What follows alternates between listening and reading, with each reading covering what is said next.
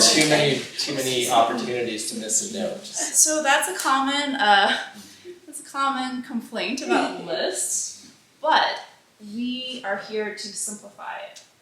And you have so much musicality already under there that once we get rid of the tension on the top, it's going to be amazing for you to feel like you can enjoy it. And so let's talk about mechanics. So for those of you following, page 27, line 3 is when your hands got tight, right? So it's this, and the way we will organize those notes is to think about the thumb being in a gesture like this. So you're doing this. Does that make sense? So your arm is creating a curve. Okay. And don't worry about the fifth finger, because that's just like an add-on. Okay, can you relax your shoulder a little bit? Also, like when you're doing that, do you feel like your spine is supporting you? Because right now there's a little bit of a concave. Yeah. Okay. And do you mind if I take your elbow for a second? Okay, so I just want you to like feel how much freedom you could have if you dropped your elbow. Can you just drop it? Yeah. Okay, drop it even more. Okay. Now try to do that curve and not hold on to your elbow.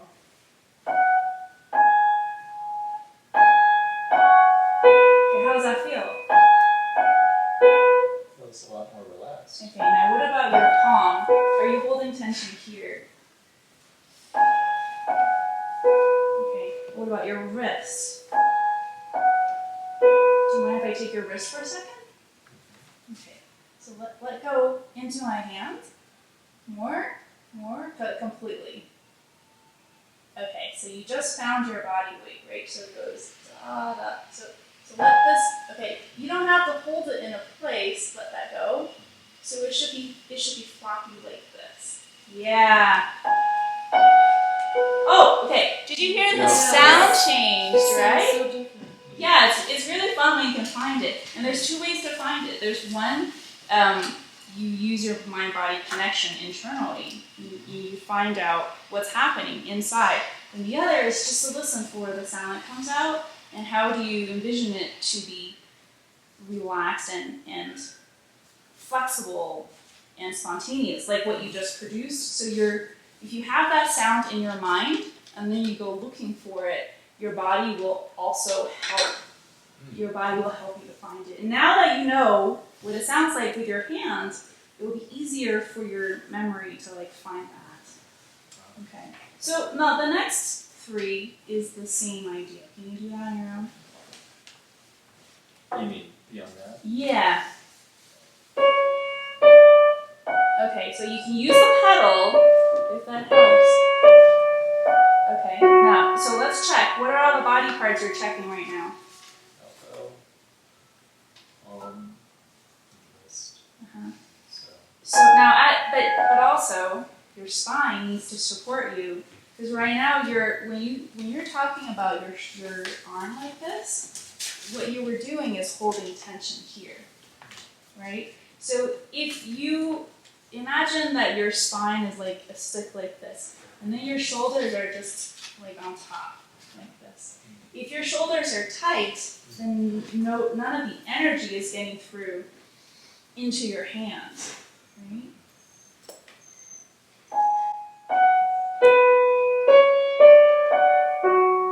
Okay, now can you connect it more with your arm in a circle? Da, da, da.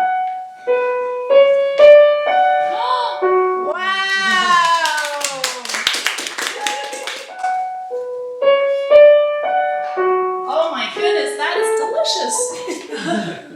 Do you like it? Yeah, I do. Okay, fantastic. Okay, let's move on. When romantic composers write like double forte, it doesn't mean that everything has to be double forte, it just means the composite result needs to be double forte. Especially when you do things like Liszt and Rachmaninoff's Graben, it has to be so many different layers, otherwise it just sounds like mud because there's too much information. So what you want to do is that volume, nothing more, and then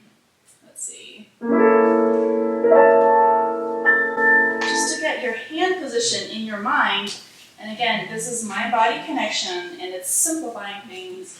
And anytime, the more notes we have, the more we have to configure it.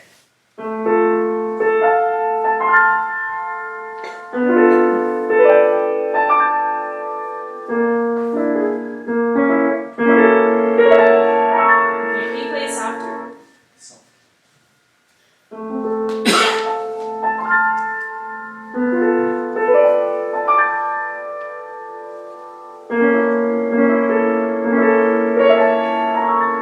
Very good. Does anyone know why I say softer? Why is it important to play softer?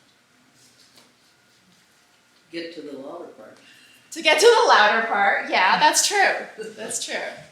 Is it because the natural, this is played sort of fast, and the natural tendency is when you play fast, you play a little bit louder because you feel more excited about that. Absolutely. But also there's a more mind-body connection. Give me a chance.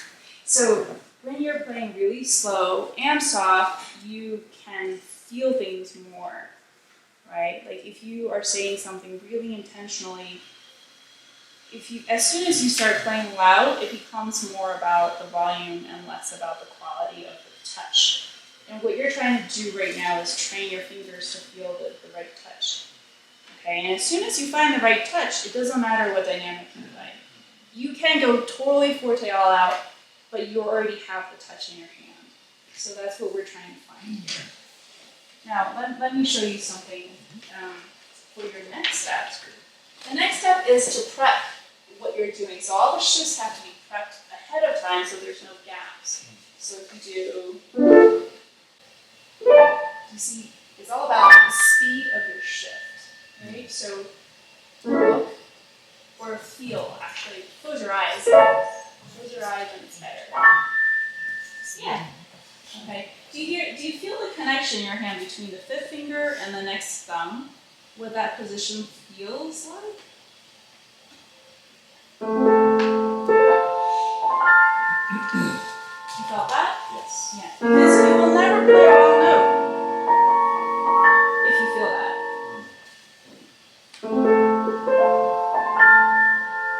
Okay. All right. Good. Great. Okay. So let's move on to page 31. That scale, ascending scale wasn't together, right? So let me ask you how you're practicing. Well, I've tried it so many different ways, but I try to first practice it slowly, but then try to develop like little markers. So the beats where I know certain notes have to come together. Yeah. So it sort of meters me a little bit. Right. And what are your stopping points? They're groups of 4, Why? essentially. I think largely because the left hand is 4, 3, 2, 1, and so it has a little bit, to me anyway, of a rhythmic quality. But I don't know if that's the best way to do it. Okay. Well, it's definitely possible. The thing is, it doesn't seem to be working for your hands in this particular situation. Doesn't mean you can't use it like other places. But one is, I think it's too small a unit to be useful to you at that speed. The other is how you consider octave groupings. So let's try it. So when we do scales, the octave grouping preps us for situations like this, where we have to go really fast and there's no time to think about every finger. And so what I marked down for you is one model where you can just think about the G and nothing but the G.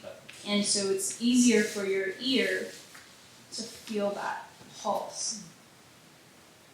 So, and by the way, do you know about stop and go? So it's just finding places to stop and then kind of make sure that everything is connected and then move forward to the next stopping point, and this gives it security. And so let's stop on every G. Dum, dum.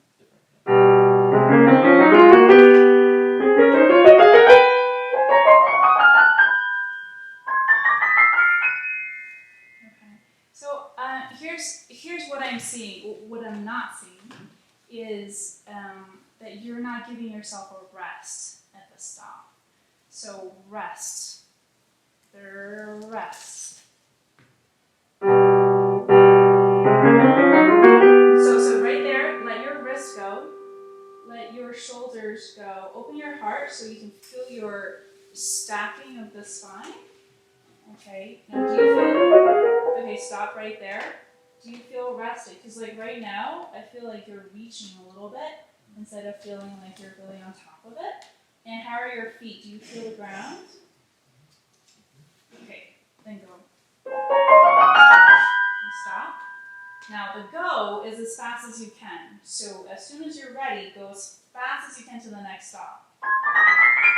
Yeah, and then stop on the 5.